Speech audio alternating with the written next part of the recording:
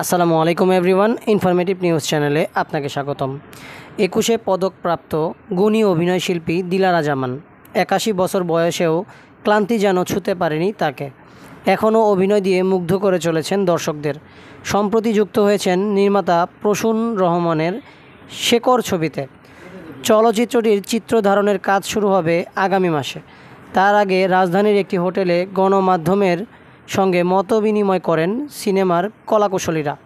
এ সময় দিলারা জামান জানান, শেকর অনেক ভালো একটা কাজ হতে যাচ্ছে। এটার গল্প দুর্দান্ত। চেষ্টা করব ভালোভাবে কাজটি শেষ করার। নতুন ও আগামীর প্রজন্মের ইতিহাস সংস্কৃতি পৌঁছে দেওয়াই আমাদের দায়িত্ব। এই সিনেমার মাধ্যমে দর্শক সেরকম কিছু পাবে। 81 বছর বয়সেও ক্লান্তিহীনভাবে কাজ করে যাচ্ছেন এই গুণী অভিনেত্রী। পরিবার থেকেও রয়েছেন অভিনয় ছাড়ার চাপ। বিদেশে গিয়ে অভিনয়ের প্রতি ভালোবাসা থেকে দেশে ফিরে এসেছেন তিনি। শেকর সিনেমায় এই অনুষ্ঠানে সেটাও বলে দিলেন অনায়াসে। তার কথায়, আমি এই বয়সেও কাজ করতে যাচ্ছি, এটা আমার জন্য বড় পাওয়া। আমার চারপাশে মানুষ বলে আমার অনেক তো হলো, এখন ছেড়ে দেন। আমি তখন অবাক হই, কি ছেড়ে দেব? এখন যে নতুন যাত্রা শুরু হয়েছে, এটা থেকে আমার অভিনয়ের অনেক কিছু শেখার আছে। এই জগৎটা ফেলে আমি পালাবো কোথায়? তিনি বলেন, আমার মেয়ে আমাকে দেশের বাইরে নিয়ে গেছিল, সেখানে ভালো লাগেনি।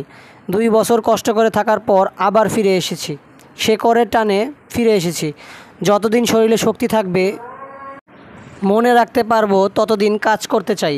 এটার মাধ্যমে দর্শকের কাছ থেকে যে ভালোবাসা পাই, সেটা নিয়েই পৃথিবী ছেড়ে চলে যেতে চাই। আন্তর্জাতিক অভিবাসনের প্রক্রিয়ায় বাংলাদেশ থেকে উন্নত দেশেও স্থানান্তরিত হওয়া একজন অভিবাসীর চোখে দেখা বর্তমানের বাংলাদেশ এবং তার শেকরের খোঁজে ফিরে দেখার গল্পে নির্মিত হয়েছে এই সিনেমাটি।